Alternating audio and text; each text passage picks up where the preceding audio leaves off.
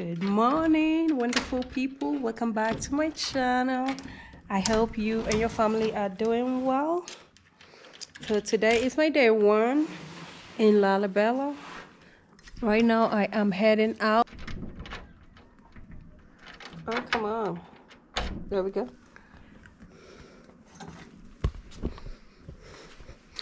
It's very beautiful out today. I am heading over to the restaurant to go eat my breakfast. I have an appointment with my tour guide at 8:30. He's gonna take me out so I can go check the historic churches. We're doing a breakfast buffet, so I'll go out there, grab something to eat. I'll take you guys here and show you what I'm having for breakfast, and then we will head out.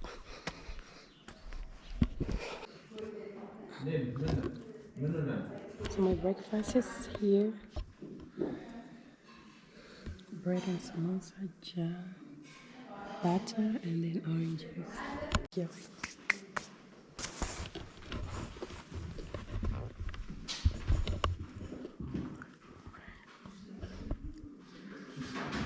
The coffee.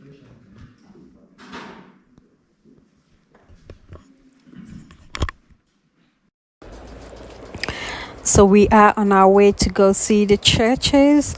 If you haven't subscribed, please go ahead and do so that you will not miss any upload.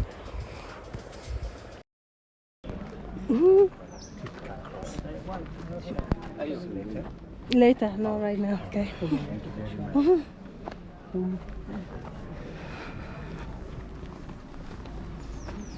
So the people were attending the Holy Mass in the morning, and they're just returning now.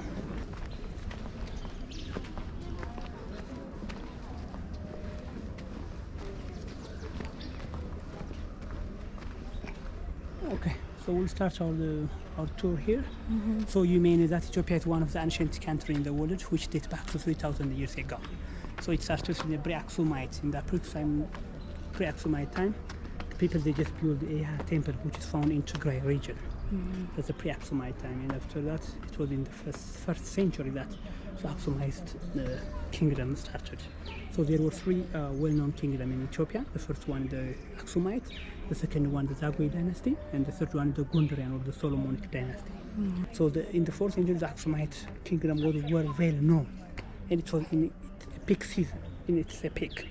Very high, it's known very well. That was the time they just carved out all the churches, which date back to the 4th century. So after that, the Aksumite kingdom has collapsed in the 7th century because of the destruction of the Adris port, and because of the rise of some Muslims. So they were not able to defend, and the Aksumite dynasty collapsed. After that, it was the Dark Age. They call it the Dark Age, but we didn't call it the Dark Age. The European writer or some documentary, they said it was a Dark Age because there were not any permanent capital city in the country. That's why they call it the Dark Age. But after that, the Zagwe dynasty started, which is in the 720 AD. So from the 720 AD, the Zagwe dynasty started, where the founder was Merrat Takle Haymanot. Founder of the Zagwe dynasty, Merrat Takle Haymanot, and there were 11 kings. So from the 11 kings, there were 4. The 4 kings were very well known because they were priests and as well as kings. So from the first one is called King Imran Christos, the second one is King Lalibela, the third one is King Harbe, and the fourth one is King Naptola. Those are relatives and families. So as we are here now, this is the church of King Lalibela, and the area is called Lalibela. But before this, it was called Roha. The old name of Lalibela is Roha. Roha means which is clean. Clean, yeah. So but after that, they just build the name Lalibela. So Lalibela means also is honey eater. Honey eater. Honey eater, yeah. Lal means honey. Ibela means eater, honey eater. Oh. The reason why his mother gives his name, because when he was born, he was surrounded by a swarm of bees. That's why she gives the name Lalibela. So Lalibela has carved or has built more than 25 churches. But the famous one and the first and oldest churches are here in Lalibela town. So there are 10 churches in Lalibela which carved from rock churches. So when you see from other churches, you'll see the churches are carved or built from down to top. Yeah. But this is very unique. So it's from the top to the bottom. So it was full of rocks. But he started carved from the top to the bottom. So he carved as 10 churches and classified in 3 groups. Even the first reason why he tried to carve all these churches, he wanted to symbolize the second Jerusalem. The people, the Ethiopian people, the Christians were pilgrimage to Jerusalem to see the holy site. And during the long trek, there were people who passed away and died during that time. So to minimize the suffering of Christianity and to symbolize the second Jerusalem, he just carved out all these churches. And there are different symbolism, like the tomb of Adam, the Qaranio, or like the Golgotha, the Calvary. So we'll see even the Jordan River. So everything is symbolized from the holy site to the second Jerusalem. So people are coming everywhere to to see these churches, and also during Christmas time. So we celebrate also the birth date of King Lalibela and Jesus Christ. It is December 29 in Ethiopian calendar. So we'll have more than 80 and 100,000 people to see this festival.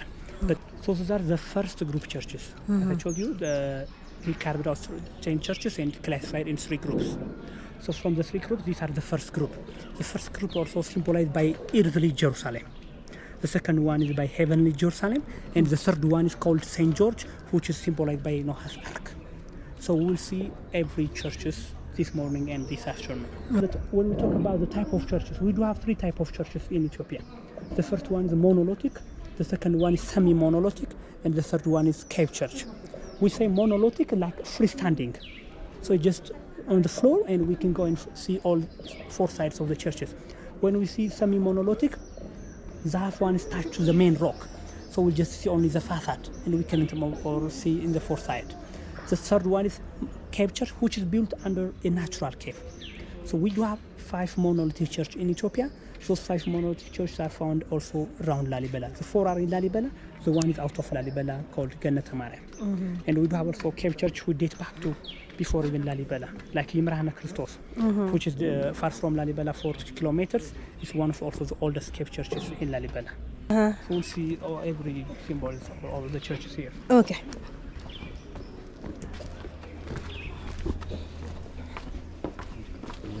No, right now, after. Later. Yeah, later, you. Don't buy that.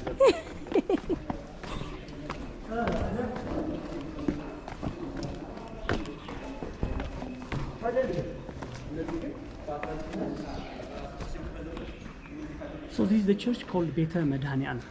Beta Medhanian means it's the house of the Holy Savior of the world. So this is one of the biggest monolithic church in the world. Now when I say monolithic, it's just freestanding and monolithic, which is carved out from single rock. So you'll not find any very big monolithic church in the world. So that's why we call this one of the biggest monolithic church in the world. So there are 72 pillars, 34 pillars outside and 38 pillars inside, which is 72, which symbolize the 72 disciples of Jesus Christ. So here in this one, It symbolizes 72 disciples of Jesus? Jesus Christ, yeah. Okay. The 72 disciples of Jesus Christ, because they were followers of Jesus Christ. Like the 36 were the virgin women, and also the others were the men and women who followed Jesus Christ when he was born in earth, like including the apostles. Oh, okay. Including the apostles. Okay. So here on this, you see those pillars. The pillars are connected each other. The 3 pillars are connected each other and symbolize the Trinity. Trinity, the Holy Father, the Holy Son, and the Holy Spirit. Those pillars are not original. They were restored in 1954. Okay. This is one of the original pillars which is fallen here. But we see also the original pillars in the other side of the churches. Okay. But those were collapsed and replaced by the new one, which is dates back to 1954, by the Italian engineer called Campos. He was the one who restored those pillars. Okay. It's the original pillar right there. Also, in Ethiopian Orthodox Church, we have 3 entrances.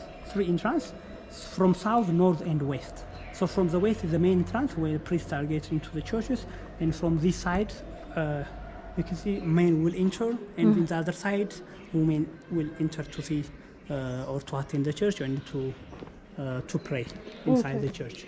So when you can see also the type of windows. Mostly you may hear or you may see the Aksumite stele, which is erected in the 4th century.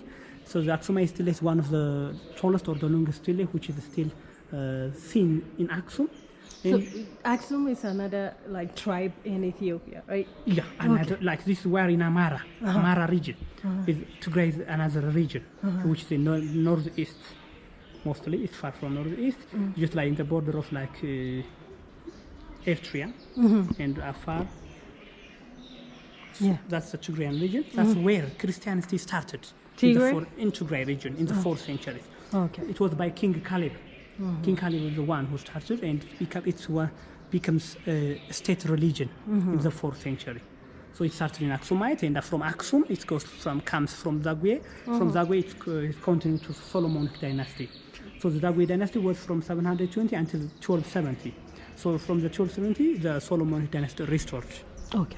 So from that Aksumite stele, the design of the top that's the Aksumite stele.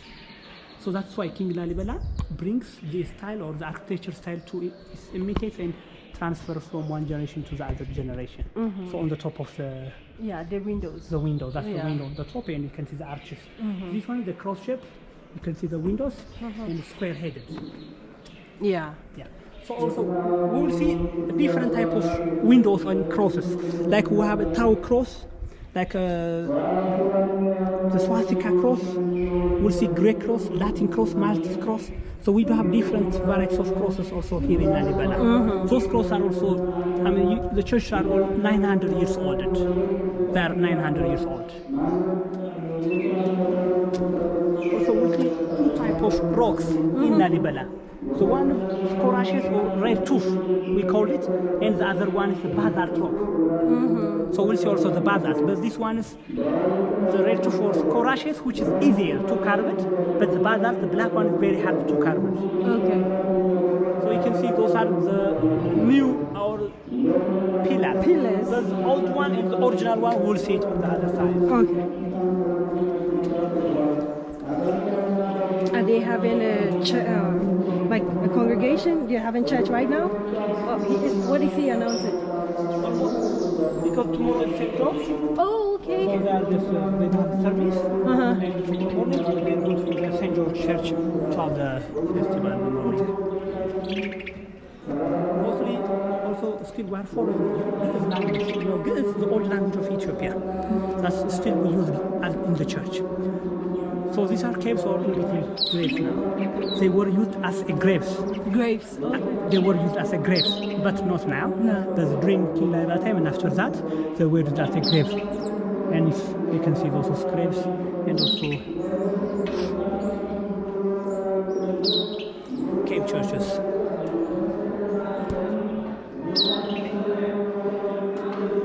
So you can see the different designs of the windows here. You can see also the swastikas here. It's the continuous swastika cross. But we see also different crosses. We see the swastika cross, and at the end of that, we see the swastika, the Maltese cross there. This is the original pillar. So these ones are original? Original pillars. You can see the difference. This is the original pillar, and on four sides, all three pillars are connected to each other to symbolize the Trinity, the Father, the Holy Spirit, and the Holy Son.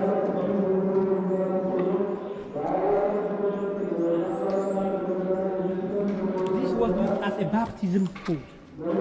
It was used as a baptism pool, but not now. The baptism ceremony or the Christian ceremonies inside the church. But this was used as a baptism pool before. So in Ethiopian Orthodox Christianity, man baptized in 40 days, man baptized in 60 days.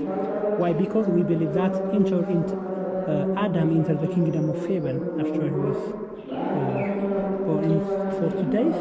And also Eve entered the kingdom of heaven after 60 days she was created. So that's why we believe and we baptize in 40 and 60 days. Oh, okay.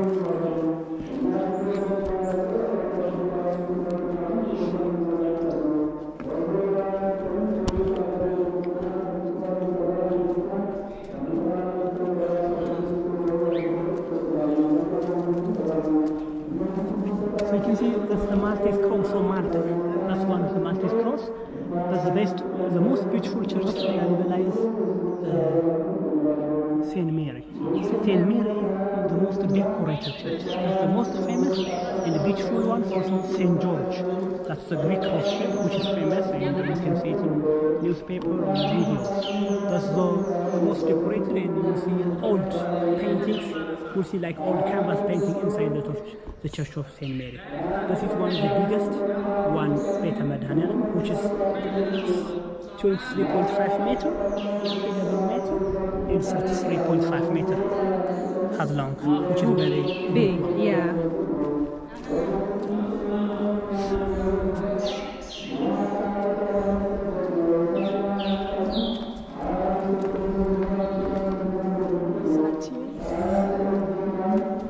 So you make a video, I hope, yeah? Yeah, but if you need a picture, Yeah. I can.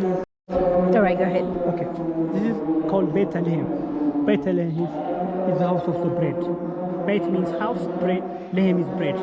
This is the house of the bread. This is the place where the Holy Communion is prepared and gives in the Holy Communion inside the church. So Bethlehem is found east of Jerusalem. So mostly the Bethlehems are found also east of the churches. So that's the symbol the most also the Bethlehem. Bethlehem is also the place where Jesus is born. Jesus, right? He's born, Yeah, Jesus. Bethlehem. Yeah, I was gonna ask you. That's the place That's the Jesus place. was born. Yeah. He was born, and also this is the place where the Holy Communion Yeah, is prepared prepared. and served inside the church. Okay. Still, you can see some of the original pillars by side, Yeah, that and also those are not original, but you can see also the basalt rock, the black one. This is the basalt rock. This is the one that is hard to Hard to carve, yeah. Oh, okay.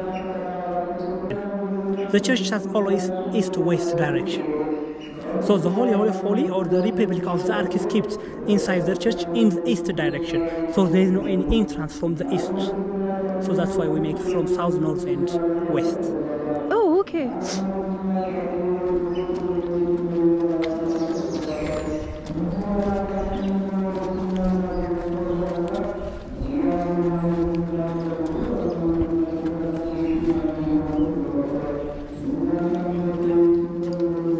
So we'll just leave our shoes here.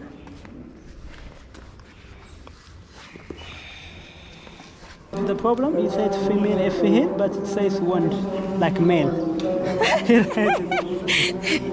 I don't know. That's why he was confused. Why he said it's male. Oh, It it's, says female, yeah. female. Who Just put? asking. But he put that in One. birth. Oh, I mean, in Amharic. I don't know Amharic. So this is what entrance? Yeah, the one small tunnel which connected this church to the next church. So Oh, after okay. we see this church, Beta Madhanalam, we'll go see the church of Saint Mary. That's the Mary church. That's the entrance. That's my name, Mary. Yeah. All right, I'm about to enter. This one is what? Beta Madhanalam, Beta Madania. house of the Holy Savior. Oh.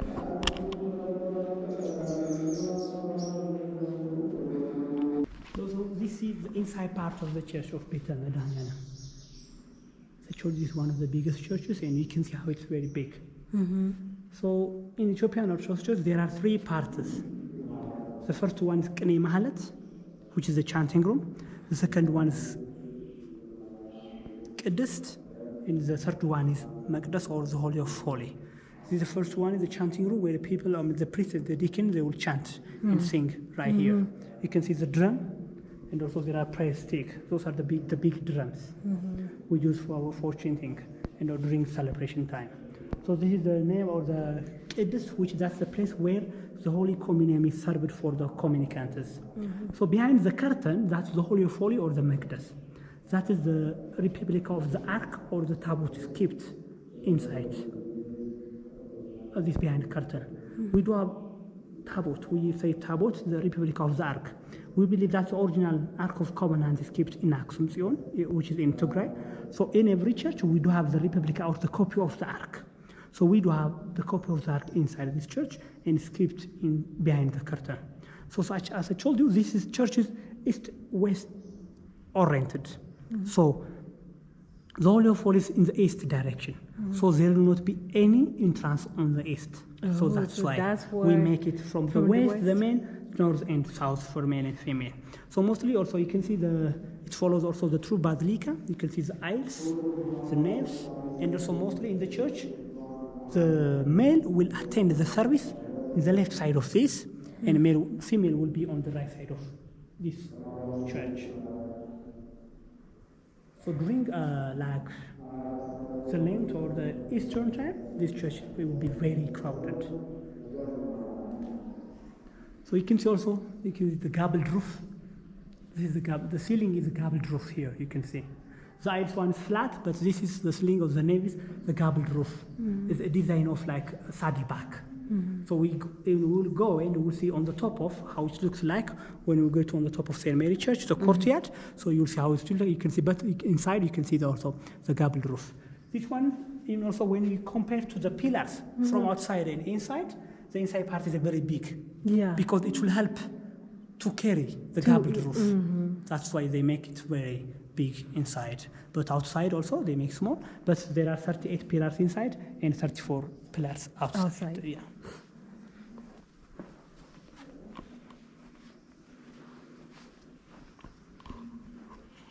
So we'll see also different paintings just right here. We do have also 3 different types of paintings. The first one is fresco paintings, which is carved on the wall, directly on the wall. The second one is the leather painting, which is painted on leather or goat skin.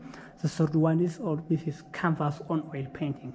Those are paintings which are, new one, but we'll see also old paintings, fresco paintings in the Church of St. Mary. So you can see those are the 4 well-known kings of the Zagwe dynasty. This one is King Imran Christos, that's King Harbe. The third one is King Lalibela with his famous cross. And the fourth one is King Naktolab. Those are relatives and families. King Imran Christos is the great uncle of King Lalibela. King Harbe is the big brother of King Lalibela, and Naktolab is the nephew of Lalibela. So this is the 4 well-known kings of the Zagwe dynasty. We call them as a king as well as priestess.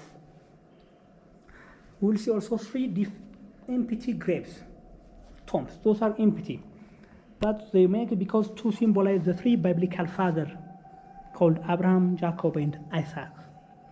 To symbolize the 3 biblical fathers. These are the 3 empty graves. So inside this church there are 2 treasuries.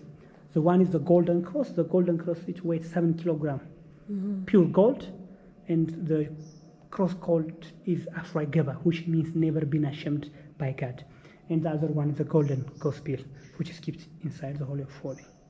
So we have the chance to see or to witness and to bless every Sunday this cross. We'll see it every Sunday, once in a week and once per month, which is the date of Madhani Alam, or the Holy Savior. Thank you so much for watching. Please subscribe for more uploads. There's going to be different parts coming up. Stay tuned.